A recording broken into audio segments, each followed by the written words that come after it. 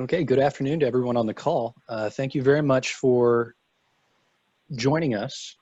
At this point, we're going to kind of switch the order where we talk, and we will make the process work as best possible. So at this point, I will hand it off to David Griggs to introduce us. Thank you very much, Dave. Thank you, Jevin. And thank you, everybody, for joining us again as we present timely topics to help all of us get through this COVID crisis. Today we have Deputy Commissioner Glendowlyn Thames of DECD joining us to talk a little bit about the new program that was rolled out through DECD the other day, and Gregory Gould from Webster Bank to talk to us a little bit about some of the programs that the banks are providing to their members to help bridge some gaps between financing options. We're going to start with Jevin to walk us through a couple things here early on. Jevin Gibb is with the Metro Hartford Alliance. He heads up our research department and has been tasked with providing us good guidance on next steps. So Jevin, if you don't mind, I'll pass it back to you. All right, thank you very much, and good afternoon to everybody. You know, the big thing that we have going into this web conference is how to stay afloat while you wait for the federal programs that we've heard so much about. You know, the federal government's going to toss about $500 million into programs run primarily by the SBA. But it will take time for our businesses to get access to those resources. We're very excited by the state's recovery bridge loan program.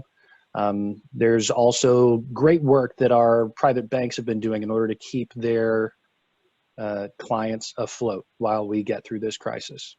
So with that being said, a quick disclaimer. This is not professional advice. If you need someone to help you with your applications, or if you need professional advice about how the programs work, please go to your CFO, your accountant, your attorney.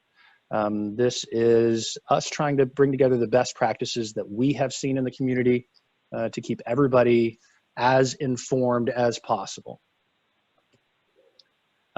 Just going through a quick timeline so that you understand what the Alliance has been doing and our plan going forward.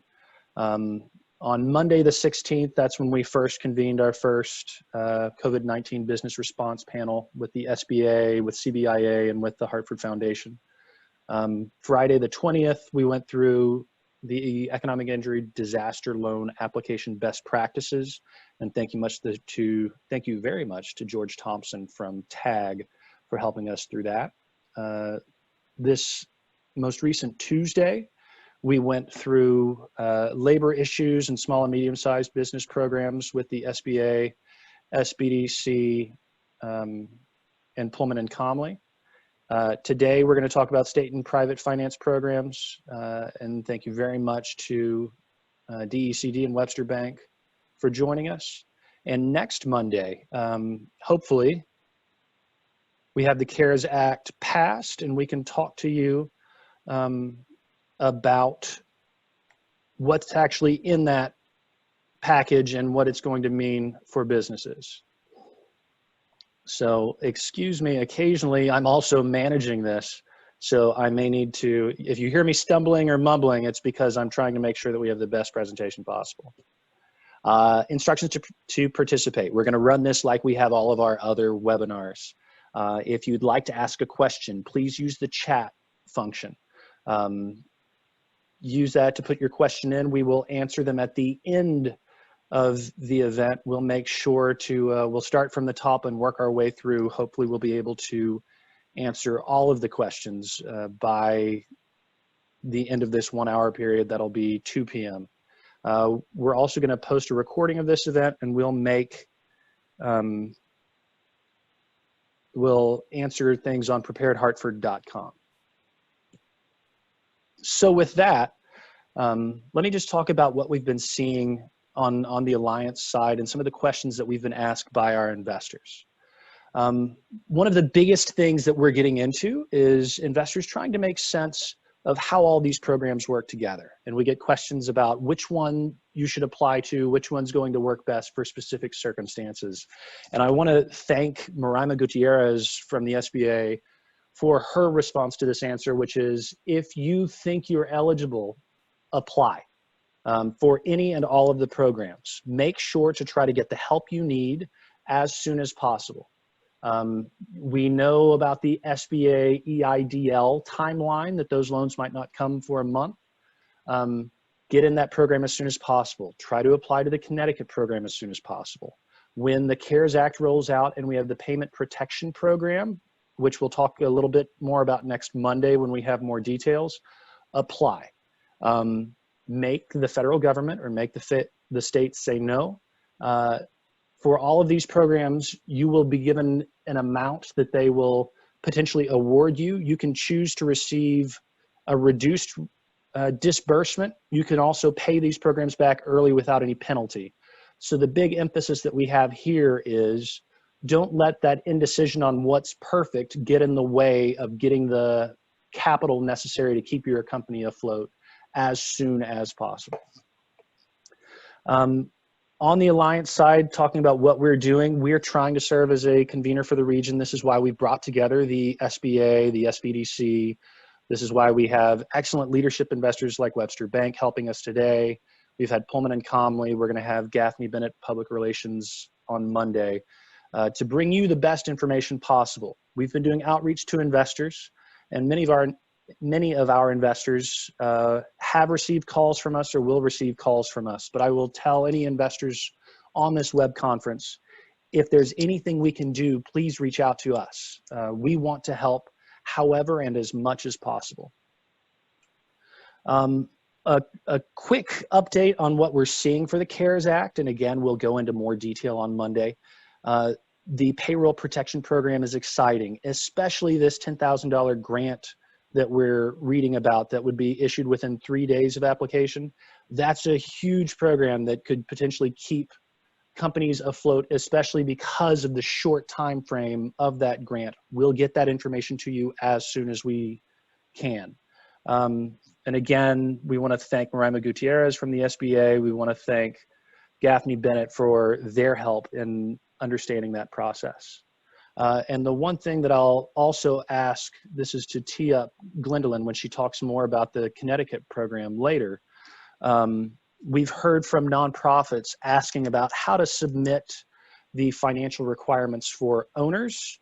For nonprofits, there's a little less clarity in ownership structure as compared to for-profits. So that's a question that I'm going to tee up for Glendowlyn. It's something that we've received from multiple investors, so we want to make sure that we handle that as we go forward. From there, I'm actually going to go out of order so that I can deal with some technical issues. And Gregory Gould is with us from our awesome leadership investors at Webster Bank. At this point, I will hand it off to Greg.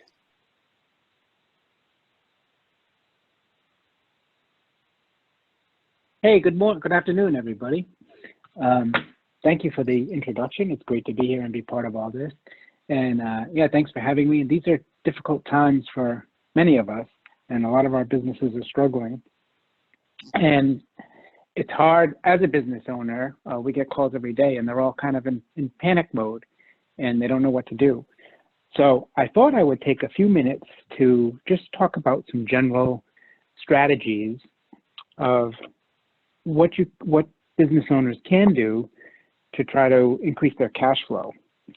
So some of the things, and sometimes they're easy to say and hard to do. I get that, but we can all take a look and see if there's some progress that we can make. We can reach out to people that owe us money and try to collect that. A lot of people don't have money at this particular moment, so that's not always easy. If we owe people money, whether it's vendors or something, we can contact them, let them know that our business is temporarily closed, see if perhaps they can extend some terms so we don't have to pay them right now, and that would free up some cash flow for us. We can also take a really good look at our expenses. When business is good, which it has been for many of us for the past several years, it's easy for expenses just to get inflated. Bills come in and you pay it because everyone's making money and they're not taking a real hard look at exactly each line item. So I would suggest doing this, but I would suggest using a scalpel, not a hatchet. So take a hard look. What don't you really need? Where can you cut some money, trim the fat a little bit?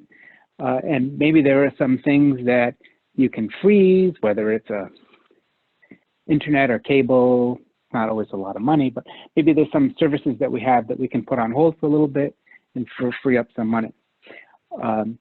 As far as getting into what your banker can do, I always suggest reaching out to the banker that you have a relationship with.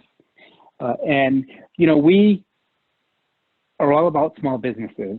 I'm speaking for a lot of other bankers, but yes, we're all about small businesses and we want to help you, but we can only help you if you let us. So don't be afraid to reach out to your banker and say, hey, I'm struggling right now. Either I'm open, but I don't have a lot of customers, or I'm forced to close down and the money's just not coming in.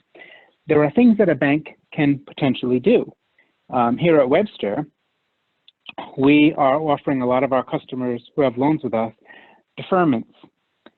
So if they have a loan with us, we can go, depending on their need, 2 months, 3 months, up to 6 months of deferring either just the principal portion of the payment. We can defer the whole payment, so they don't have to make anything for 6 months, up to 6 months, and then we can just put that on the back of the loan. If you don't need all 6 months, then you may not ask for that because you're just going to pay that later with accrued interest. So ultimately, it's less expensive if you were to do it now. So those are all some things that you can do. You can also reach out to, I know you mentioned earlier, Jevin, the Small Business Development Center and SCORE and the Women's Business Centers. They're all no-cost, confidential counseling services. They're great places to reach out, and you can make an appointment with them and sit with them, and they can help you take a look at your business, take a look at your expenses, see what other avenues are open to you to try to save a little bit of money or get some financing. And we also have available the disaster loan that is currently available and the CARES Act Payment Protection Program, which will be available. And I know that's not the focus of today's webinar, but I'm happy to talk about that later on if anyone has any questions. All right, thank you, Greg. And at this point, Greg, did you have anything else before I pass it over to Glendowlyn? No, yeah, one other thing actually, take a look at your business and, I always use the expression, we're all limited by our creativity.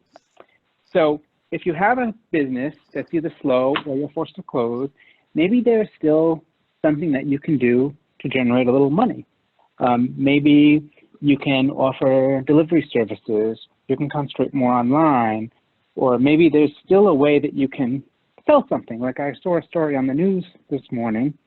I live in Rhode Island, and fishing is a big industry here. And so the fishermen, they're kind of almost out of work because they can't sell on the larger market. So there was one fisherman who, all through social media, he set up a little stand, like a farm stand, outside of the pier. He's practicing social distancing. He's only selling to one customer at a time, being very cautious. Customers are thrilled. They're all posting on Facebook and Instagram of this fisherman's business. He's sharing it with other fishermen because he doesn't want it all for himself. He wants to share. He wants everybody to do well. So again, be creative. Maybe there is a way that your business can still continue during this difficult time. Great. Thank you very much, Greg. I think that's all I have. All right. Thank you. And we'll bring you back in for the Q&A. So at this point, Thanks. Let me toss it over to Glendowlyn Thames, who's the Deputy Commissioner for the Department of Economic and Community Development. Glendowlyn, do we have your audio working?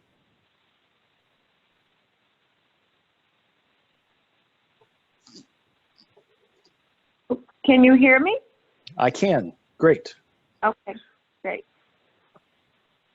So thank you, Siobhan and the Metro Hartford Alliance for convening another one of these tele-town halls, if you will, for the business community. It's important that we stay in close communication because things change on the hour, every hour, and daily, if you will. And so today I just want to take a few moments to talk about a new loan product that DECD has launched. I think, you know, many of you were on the teletown hall that the governor had a week and a half ago, as well as the previous Zoom call that Metro Hartford hosted relative to kind of overall steps that the state was taking. And again, things change quite frequently.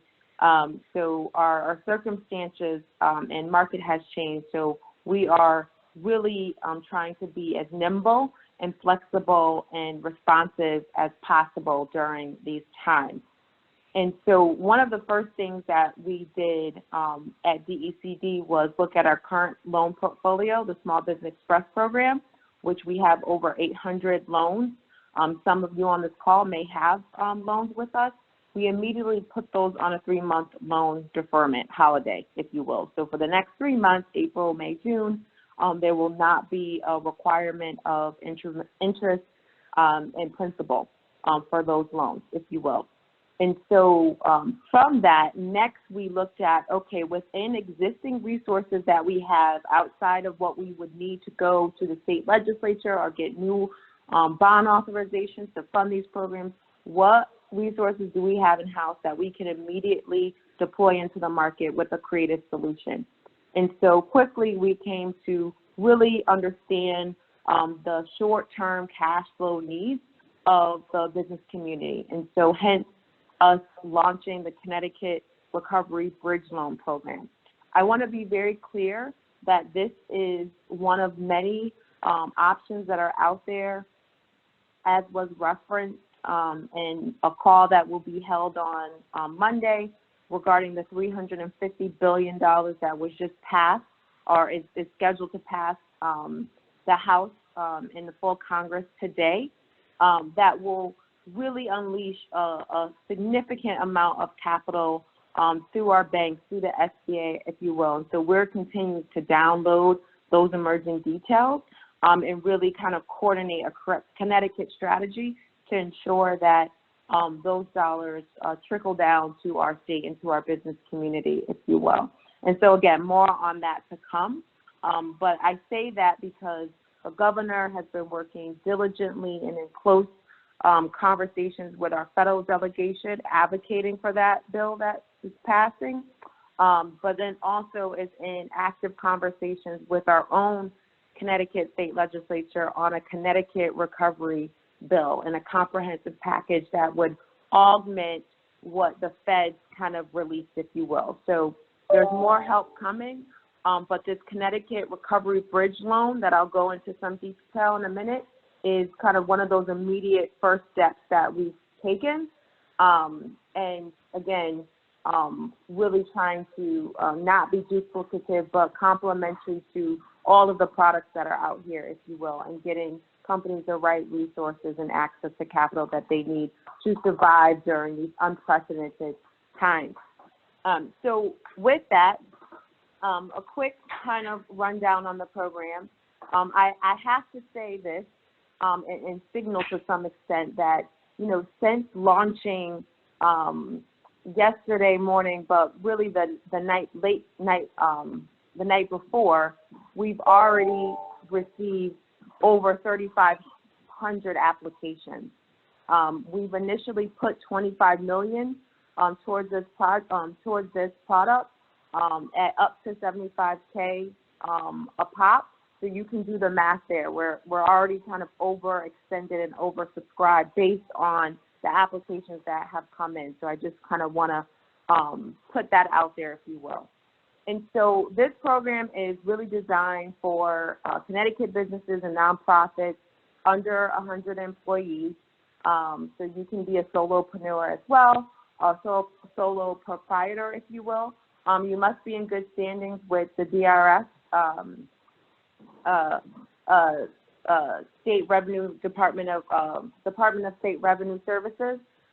They can quickly turn around a letter of good standing within 24 hours, my understanding.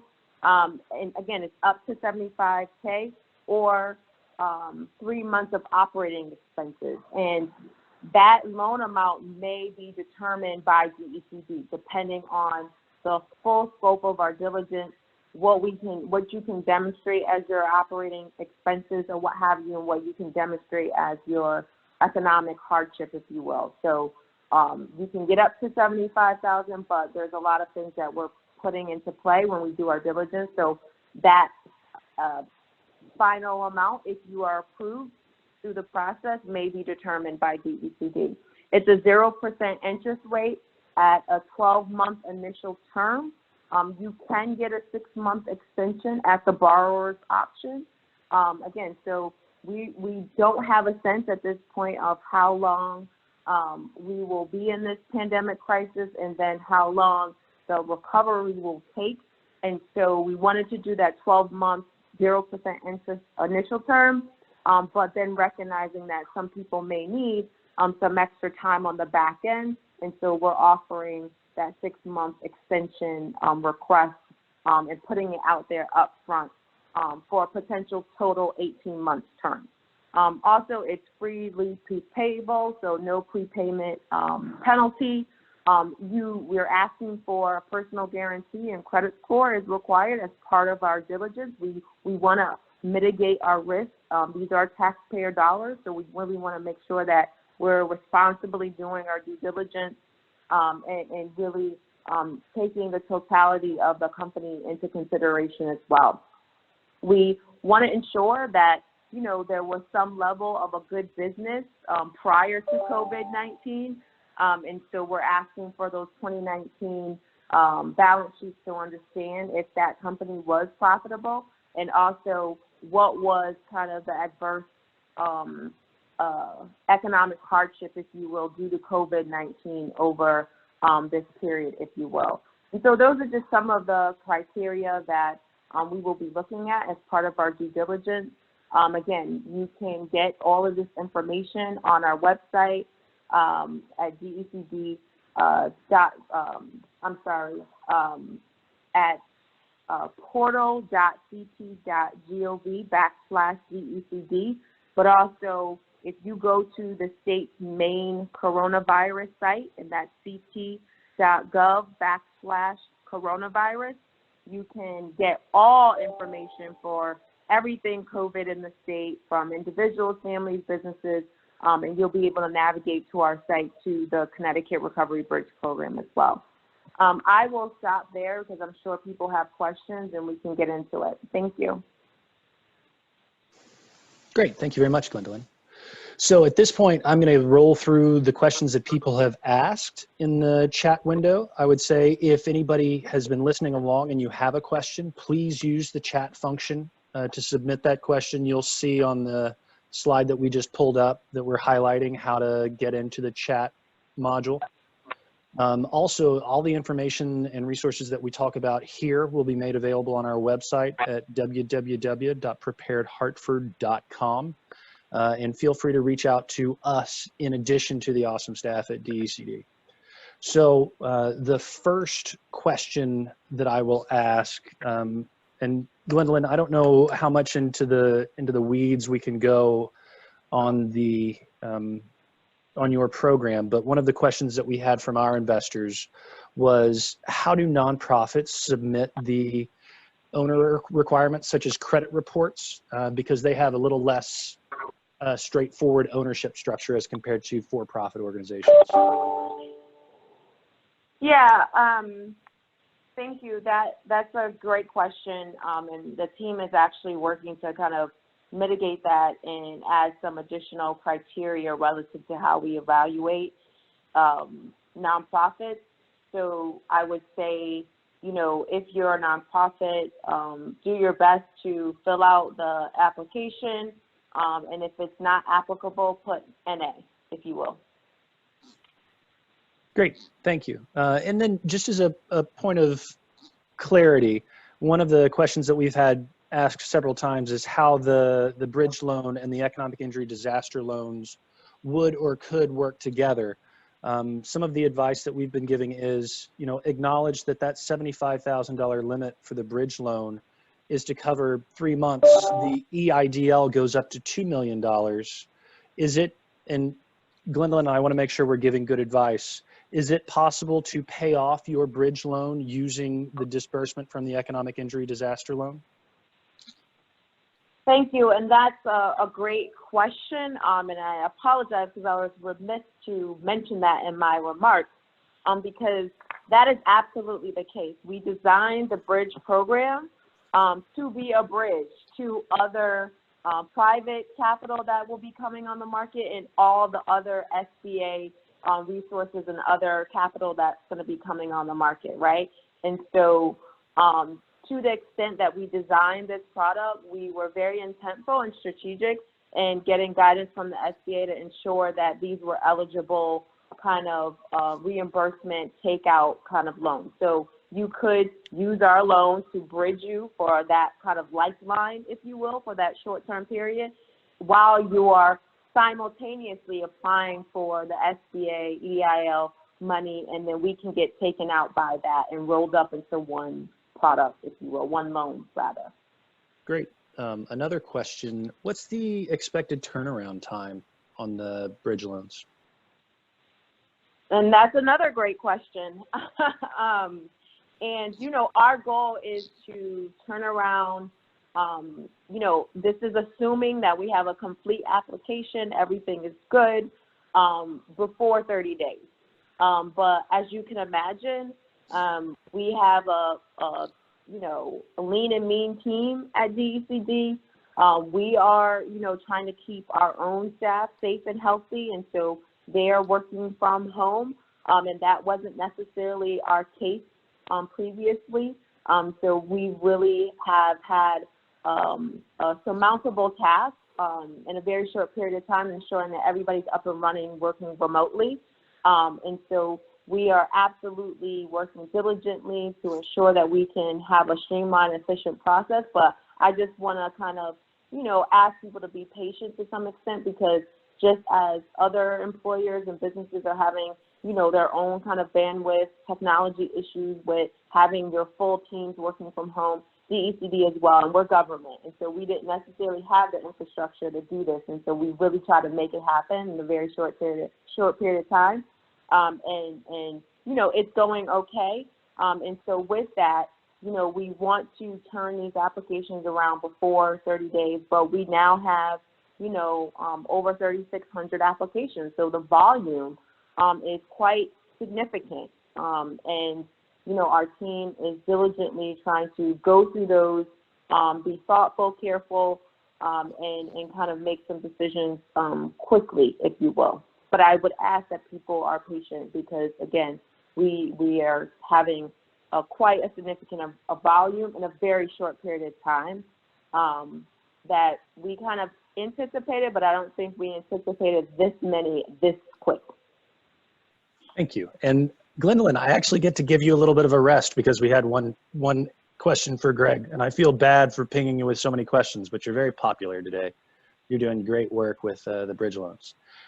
Greg, it looks like this might actually be a private question that you'd want to respond one-on-one to. Do you see the question from Lalaruk Mufti about the trust rate for loans if they have a business account with Webster Bank? I'll make sure to get that one to you, but I think that's probably going to have to be a one-on-one response dependent upon, personal details of that account. Okay. What is I see it now. What will be so what loans are she inquiring about? He or she inquiring about?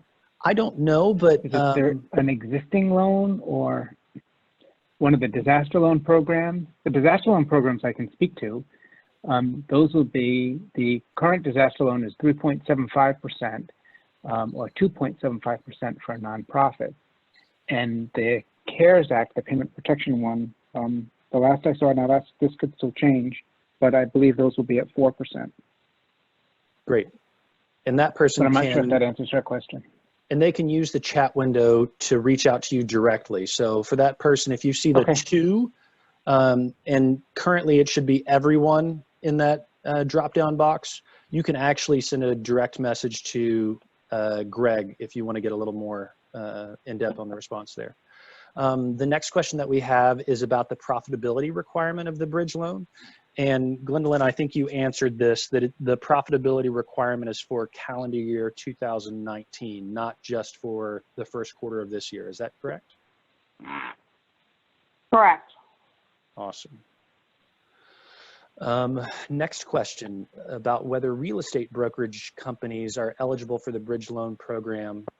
We have a secondary question with other real estate entities such as independent contractors, but primary question is about real estate brokerage firms. I think they'd be eligible. Gwendolyn? Yeah, so real estate brokerage firms are. I think the real estate ineligibility so we have eligible companies that we listed that involve real estate, and so that was more on the developer side, if you will. Great. Next question is whether the bridge loan can be obtained for contracted 1099 staff for nonprofit. And if I'm interpreting that question properly, it's whether the nonprofit would be eligible. Most nonprofits are. I think there are some issues with 501c6s or nonprofits that aren't 501c3s. Am I remembering that correctly, Gwendolyn? So if I'm understanding correctly, all nonprofits are eligible for this program. I know the federal program had some exception or exemption rather for 501c6s or something like that. I want to say, but our program is everyone's eligible. All nonprofits are eligible. Great, great. The next question is, how is profitability determined for nonprofit organizations? If we had a deficit covered by endowment funds, would that be considered break even? I would assume that nonprofit organizations are being treated differently. Right, there's a different set of criteria that the team is working on now. Great. The next question is about nonprofits that are part of an affiliated system. Is the 100 employee count for the system or for each entity in the system?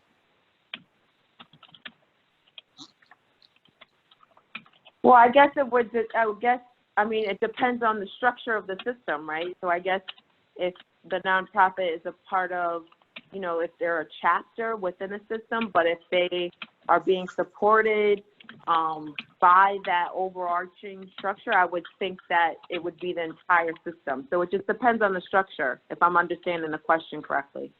I think it depends is the safe answer there. And I think this goes back to the advice that we've heard several times throughout this crisis, which is apply. Make sure to get your application in and make sure that, the issuing authority has to say no. Err on the side of getting an application in. Next question, for nonprofits, who would need to provide a personal guarantee? And I think, Glendowlyn, you said that y'all are figuring that out. Correct. All right. With the depletion of $25 million soon to be expected, do you anticipate additional funding from the state in the Connecticut recovery bill?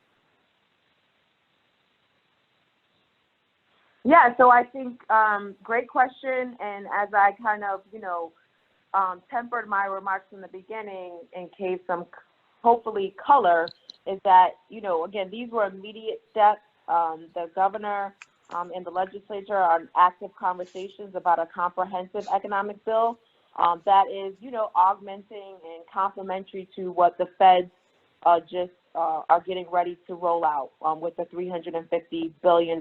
So this was kind of the initial tranche, and so all options are on the table relative to additional funding and how we need to support our businesses during this period of time, particularly in the short term, because I think one of the things that we've all recognized is that the quicker we can get money to our small businesses, the quicker they'll be able to sustain and our economy will be able to rebound.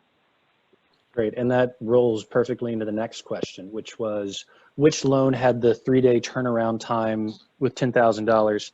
And this is where I make no promises, but what we're hearing about the CARES Act is that part of the payroll protection program or the other programs related to the SBA, that there might be a $10,000 grant, which is issued within 3 days. But again, this is why we're going to have another web conference about the CARES Act on Monday. Are religious organizations eligible for the bridge loans? I'll kick that to Glendowlyn, please. I'm sorry, say that again? Are religious organizations eligible for the bridge loans? So if there is a nonprofit affiliate, because I know a lot of religious organizations have hybrids, so they may have, you know, their main religious status, but then they have, you know, another nonprofit, but I believe they are. Okay. The recording of this session will be available at www.preparedhartford.com.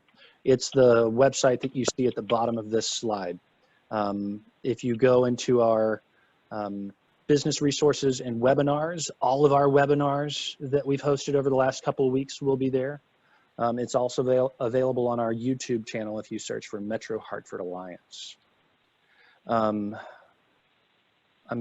So if a small business has been open for less than 6 months, it seems they don't qualify. Are there any resources for new businesses? And I think there the EIDL is, the SBA has said that even pre-revenue businesses will qualify for the EIDL, but Glendowlyn, I'll let you speak to whether the state program has anything. So at this point in time, the Connecticut Bridge Program was focusing on existing businesses that were profitable prior to the COVID-19 pandemic. And so, again, a lot of options are on the table, and we are in active discussions about pre-revenue companies and other types of companies that are newly kind of, you know, may have just been getting off the ground.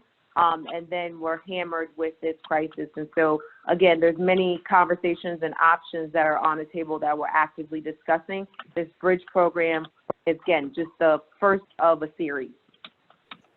The next question is about the application requirements, specifically the first document that's listed for the project details or budget. How detailed do people need to be on that? If their salary alone is more than $75,000, could just putting that in be sufficient, or do they need to do a full budget? I would say you need to do a full budget and be as detailed, err on the side of caution, on the side of cautious, and be as specific and detailed as you can be. Because again, we need complete applications. We want to avoid the back and forth of trying to understand, have open-ended questions, have question marks or what have you. So I would err on the side of caution and put as much details as possible. All right. For the next question about, in regards to the number of employees, how is the number calculated for those that own multiple businesses? And I assume that's for whichever business that you are applying, it's the number of employees employed by that business. Correct. The applicant structure document, I am applying for a nonprofit. Should I send the articles of incorporation? I think that's probably a great document to send. Yeah. Yeah. Yeah, why not? A question for Greg. Hey, Greg, do you see banks in the near future banding together for a consolidated response to the crisis, i.e. all affected businesses will receive deferments, principal and interest for a minimum of 3 months? Hi, I'm actually typing an answer to that right now. Oh, thank you. I'm not sure, to be honest with you. I think everyone is trying to figure out how to handle the kind of the massive influx of applications that we're going to have. I've heard some peers say that they are only going to offer these loans to their existing customers because they just don't have the bandwidth to offer them to the general public. So Webster is, we've had a lot of conversations around how do we prioritize our existing customers and still be a strong community partner. So we will be able to assist everybody, and we're just trying to figure out the best way to do all that, I guess is my answer. But no, I don't see all the banks working together as one, and I don't see how that could actually be possible, because the regulations, as I understand it behind this loan, is each bank is going to have to verify the payroll that the applicant submitted to us. So I don't know how all of the banks could do that as one large unit. Great, thank you. I had a private question sent to me. How reasonable is it to apply if only $25 million are available and already there are more than 3,000 applications received? I think to that one, the thing to keep in mind is the information that the state is requiring is very similar to what you're already submitting to the SBA. So if you are going to apply for an EIDL loan, you've done a lot of that work. Until they say that the money isn't there, I'd recommend continuing to apply because you've got to do the work for the SBA anyway. And I also want to just give kudos to the state. 25 million is more than the state of Massachusetts made available. Massachusetts only did 10 million up front. They increased it to 20 million, but we're still above where they are. This is a substantial amount of money. So we are smaller, and we are a smaller state. So yes. Yeah. Hey, this is Greg. Can I chime in here for a minute? Of course. Yeah. One thing I will tell the person that asked that, if you don't apply, I can promise you won't get approved. So doesn't cost anything to apply. So go ahead and do it. I'm told that the wait for the disaster program is about a month. So I would apply soon. If you are approved and you don't need the money or you don't want the money, don't take it. And do it as soon as possible. Yes. Right. Get in line. If not sooner. So the next question, we opened doors in 2019 and had startup costs, but have operational profits for the last 9 months. Can we still be eligible? And it looks like if those first 3 months of costs make you unprofitable for the entire year, it doesn't look like that company would be eligible. Am I correct? Yeah, that's correct. That's correct. But I mean, again, I think, we gave out some advice early, like it doesn't hurt to apply. Right. And let us do our diligence and tell you no, if you will. Because again, I don't want to get into a level of detail and dissuade people from applying because again, there's the level of due diligence and the whole picture that our team needs to look at to make decisions. Great. So yeah, err on the side of applying. Right, and I would encourage the person to also to apply for the SBA disaster loan, because one of the keys there is how the COVID virus has impacted your business. And that, I think, is more prominent than previous profitability. Great. So for the next question, for the questions regarding the need to figure out details for nonprofits, where and when should we be looking for information? And for that, I'll give you 2 places to look. First, there's an FAQ on the DECD's website, if you want to look specific to them. Also, I'm going to point you to preparedhartford.com, where we're trying to kind of convene all of this information. For the bridge loan and the EIDL, if applicant is consolidated with another company under common ownership, can one application be submitted for both companies under each program? And I think the answer here is no. You would need a separate application for each company that is requiring a cash infusion. Correct. Yeah. It's going to be based by taxpayer TIN number, taxpayer identification number. What So yes, I website? would agree. What website has the application? Glendowlyn, would you mind saying your website again, please? Sure. So if you go to ct.gov/coronavirus, that is the main site for the state of Connecticut coronavirus updates information.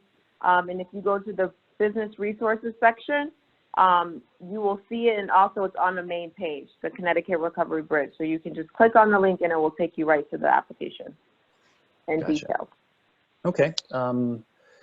Someone asked if we have a link we can share for the webinar next week. Again, I'll send you, please go to preparedhartford.com, which is where we share this information. You can also go to our LinkedIn page for Metro Hartford Alliance and find that information there as part of your registration today. If you provided an email address, we will get back in touch with you to keep you updated on our activity going forward. Another question, is the budget for 3 months or for the entire year? And I think, Glendowlyn, you're looking for a budget for the entire 2020 year? I'm sorry, what's the question again? For that the first document that's required in addition to the application, the what program, it's something or budget. The person is asking whether is it just a budget for Q1 or is it a budget for the entire year 2020? So we're asking for you to demonstrate the 3-month projected cash flow, the need. Is that the question? Again, I want to make sure I'm understanding the question. I think so. That is one of the requirements. What they're asking for, and if I start tabbing between my windows, it might make a mess for us. If I'm remembering correctly, the first document that's requested is a budget. So the project financing and plan and budget? Yes. And so do you have to provide the full year budget or just the 3 months? That's the question. Is that the question? Correct. So it would be the 3-month projected cash flow to demonstrate the need. Great. Thank you very much. And last question, unless somebody else has a question that they want to submit via the chat window. I am hesitant to apply until we learn more about personal guarantor answer for a nonprofit. Is it possible to submit an application without providing personal guarantor information? Yes. Yes. Apply. You don't have to accept the loan if they offer it. I'd say, Glendowlyn, my one last question for you would be, if people submit an application and it requires modification, do they go to the back of the line when they have to submit additional information, or do they maintain their spot or their kind of initial priority? So again, as you can imagine, there's a significant volume of applications. Mm-hmm. And so when we look at the application, and I just want to go back to the question about the nonprofit and the personal guarantor, I would just put NA. But when we're going through these applications, we to a certain extent, to keep the flow and the process moving, the team has to be able to check the box. So if there's incomplete information, they'll probably say, okay, this isn't ready. Okay. With that, we have gone through all of the questions that have been asked. I want to thank all the panelists, and especially Glendowlyn, thank you so much for answering all of the questions. Thank you for, to you, to the governor, to the commissioner, for rolling out this program. Gregory, thank you for your help as well and for the awesome support of Webster Bank. If anybody has any questions, feel free to please go to the preparedhartford.com website. And with that, I hope everyone stays safe and has a good weekend. Thank you.